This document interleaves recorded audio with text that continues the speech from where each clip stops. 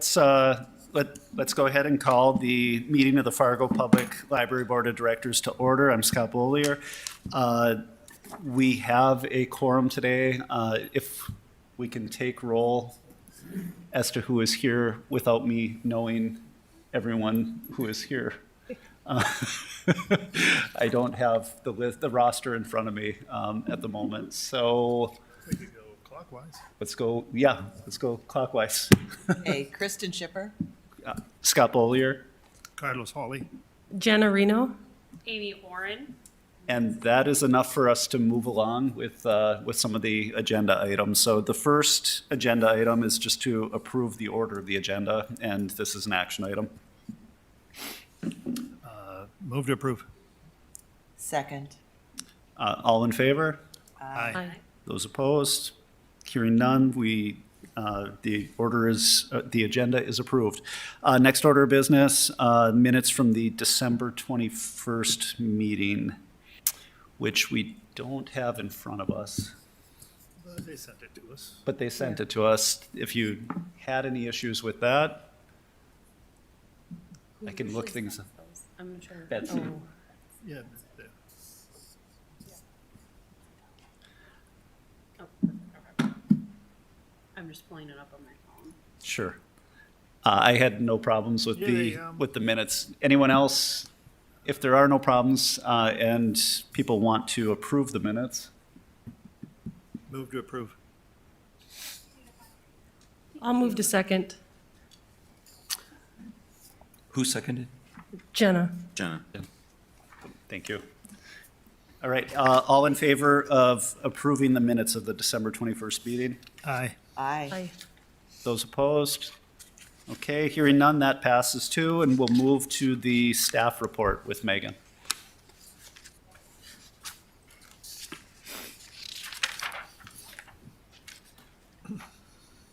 Hello.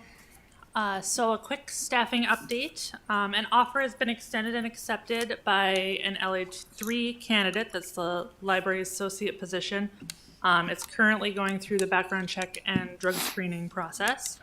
The collection management or the collection development and technical services manager position closed last week. So that is, they're looking at applications. The library 1 position closes tomorrow, January 19th. And we also have a part-time page position that is open through the 27th. As I've said in previous meetings, programming remains in a state of flux.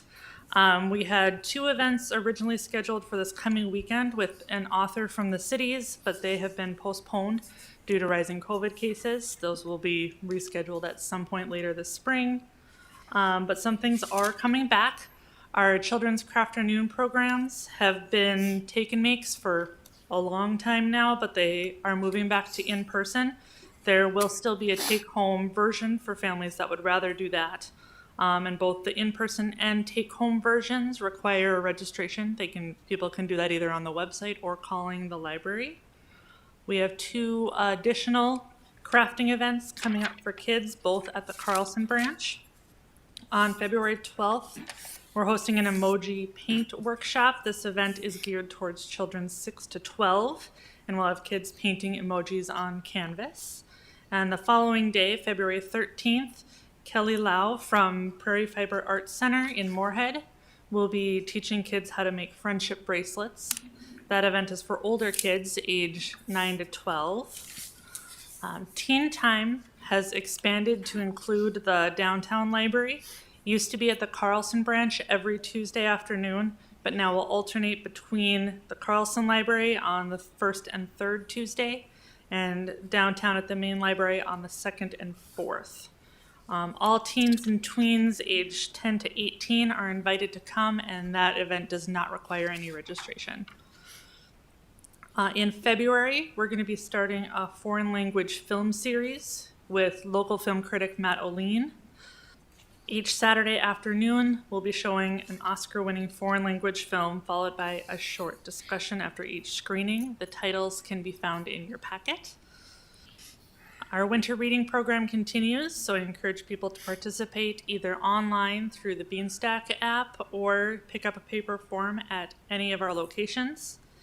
And our 6th annual Northern Narratives Writing Project will start accepting submissions February 1st. People can submit entries in the fiction, nonfiction, and poetry categories. That program is open to adults and teens 13 years of age or older.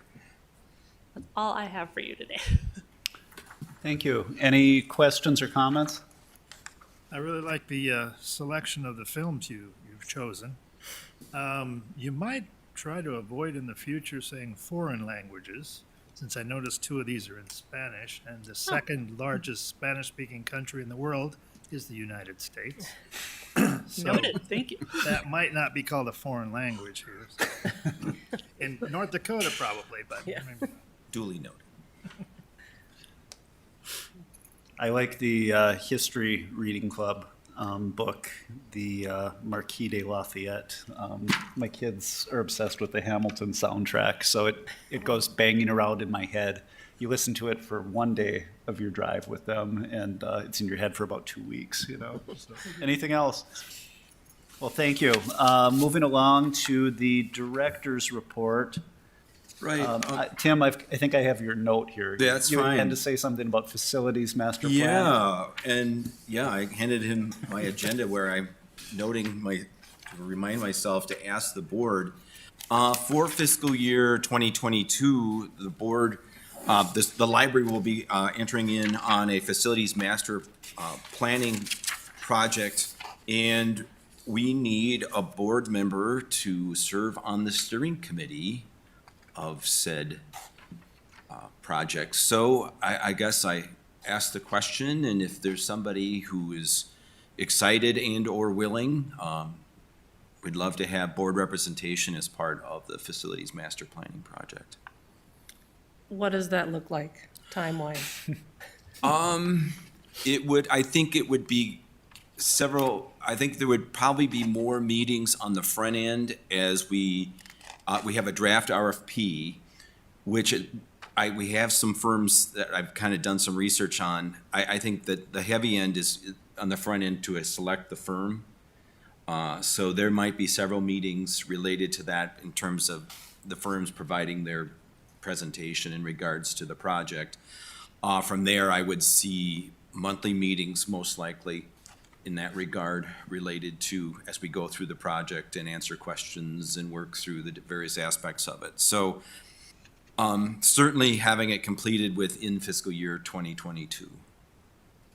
So there would be a series of meetings on the front end once we get the firms coming that submit RFPs or proposals, and we work through those. And so the time aspect of it would probably be a little bit heavier on the front end than on the back end. So is this facilities for the main library, or is it all? This is an analysis of current buildings, the 3 current buildings, and then kind of looking at optimum future location, space. We have partners in the Park District and PD and what that would look like. So it's kind of analyzing what we have now, where is it in terms of how it's serving the community, and then identifying what, as the city's growing, where is it growing, where are the gaps in terms of library presence within the community, and identifying, the potential site for a future additional site. And all the aspects that we need to have in line to get that done. So that's kind of really what we're looking at. Do you need a volunteer like right now, or can we? If you want to cogitate on that and get back to me, that would be fine. We will cogitate. Yeah. So. I'll just do it. Oh, I will volunteer as tribute. Great. Perfect. wonderful. Thank you. Thank you. All right, thank you. Moving on, in terms of our COVID update, you heard Megan's discussion of kind of the impact on programming. We have one staff person currently being impacted by it, and one person's childcare impacted by it, which is problematic for the parent of said children. So we're kind of working with that. In terms of my director's report per the packet, it has in there under director's activities, met with city admin, discussed library COVID-19 after action report. That never happened. I'm meeting with them tomorrow. So more to come on that conversation, obviously. Other than that, you can see other activities there, certainly impacted by the holidays. If there's any questions. Any questions? Okay, let's see.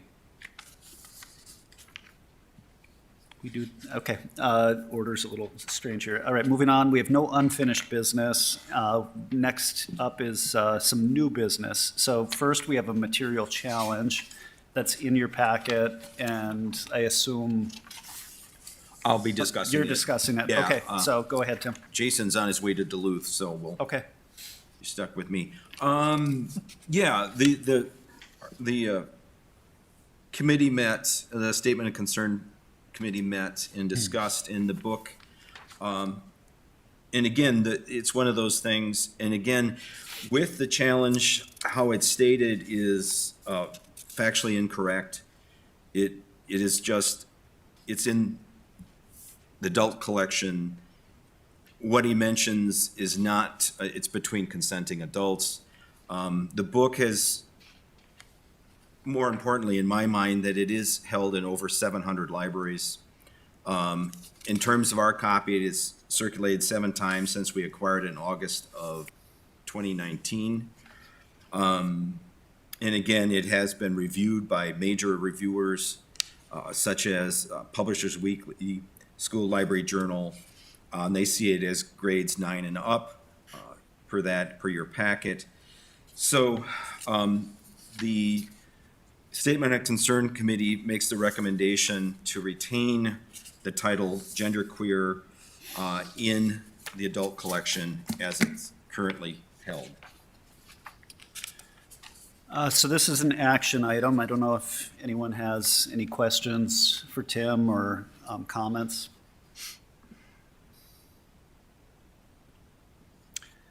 If not, you need us to approve your recommendation? Correct. Okay, so that would be what we need. I'll make a motion to approve the recommendation from Tim. Second. Okay, all in favor? Aye. Aye. Those opposed? Hearing none, so the motion to approve the committee's recommendation passes.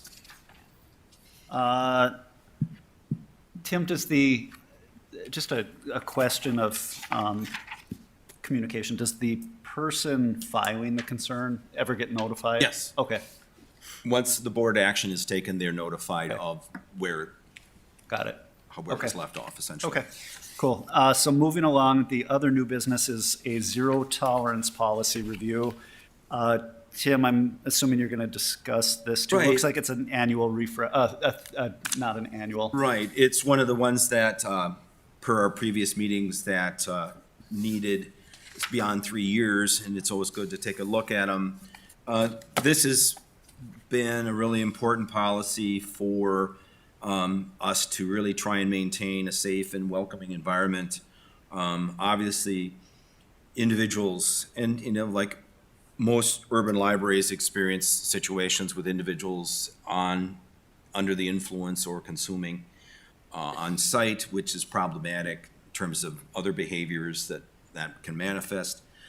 And this is something that we've put in place to kind of counteract that and work with the city, our partners. Obviously, we still work with mobile outreach, homeless mobile outreach, PD, city administration, attorney's office in these situations. But this is a good policy for us to have in those situations where somebody really crosses the line and really makes it difficult for us and for patrons and staff, and that we have something to fall back on. Okay, any questions on the policy? I was wondering how often this goes into effect, how often we run into episodes. I know, for example, that we are, the people's access, many of the homeless community and so forth, access to the internet and so forth. So I was wondering, how often do we? How often? Well, that kind of depends on the time of year. I would say, as Fargo's grown, the issue has grown. I would say that at least it can be up to like 3 or 4 times a month. We have individuals. You know, downtown is adjacent, you know, where that library is adjacency to that population, and something we run into. Obviously, I think our approach has matured, and again, as I mentioned, dealing with, you know, mobile outreach and having that as a resource, that we try and find a way to get the folks, you know, obviously they need to be moved away from the facility at that moment. Hopefully, we can utilize the mobile outreach to come and talk them out and get them to detox. Or if we have to call PD, obviously. But it's one of those things that's trying to find a balance, have partners, continue to talk to PD, continue to talk with the homeless outreach folks, that we continue to find a way to help folks and still maintain in the same way. But this is really looking for folks that really cause problems, obviously, because it can get out of hand. Somebody who's intoxicated, it can go from 0 to 60 really hurt in a hurry. So it's something that all libraries deal with, urban libraries, and this is a good policy to have. Again. Any other comments? Okay, so we need a vote on this, or an approval on this as well, so do we have anyone who wants to, Move to approve. and I'll second this one, so, all in favor? Aye. Aye. Hearing nobody opposed, the motion carries. And now we come back to the statistical reports, Tim. Right. And you can see the first one is comparing December of 21 to December of 2020, which we were closed. So it's kind of a skewed kind of situation. And again, with the circulation as well, I think more importantly is looking at the year-to-date totals comparison. Obviously, 21 being not having the significant service. We had some service disruptions, obviously, but not anywhere near what we had in 20. So you're looking at almost 23% increase in terms of circulation, 38% increase on library visits, large increases certainly in volunteer hours, internet sign up, and program attendance. The big one, when we're looking at the next set, as we talked about in a previous meeting, looking at us going back and comparing 21 to 2019, which again was a record year, was a wonderful year for us across the board. And you can see the impacts. And I would say in terms of visits, that was huge. And I think the big driver there is kind of getting back to what Megan was talking about in terms of programming. You know, programming drives a lot of what we do in terms of attendance and circulation. And when that kind of is not what it was, it has that impact. So that's really not surprising. And again, staff did a tremendous job, as you know, of really shifting gears with programming and finding new and different ways to do it. But it did have an impact on numbers, which is to be understood. And so when you look at the big number there, in my mind, is, you know, the percentage change is a loss of 41% in terms of library visits for 21 compared to 19. And then again, that drives the rest of what you're looking at in terms of circulation, where you're down almost 19%. And again, 2019 was a record year. That's over 1,047,165. So we have our workout, and you know the tough thing is for the staff, especially on the programming end, is to do all the planning and trying to anticipate where the situation's going to be, You know, you do the PR, you do all the work that is involved, and then it might not happen. So it's always this kind of stress and trying to devote the time to it and then wonder what it's gonna happen. So, again, right now, obviously, is a really wait and see kind of moment. We're moving ahead with what we think is prudent, but still aware where the situation is currently and hoping for better numbers, better days, and moving forward then. Tim, do you have any sense of peer libraries and where they are at? And is there any signs or any efforts to like claw their way out of it? at other- I think everybody, I know of, they're having, you know, stuff is down across the country. I think, you know, we've begun the conversations of looking at what we can do to reengage.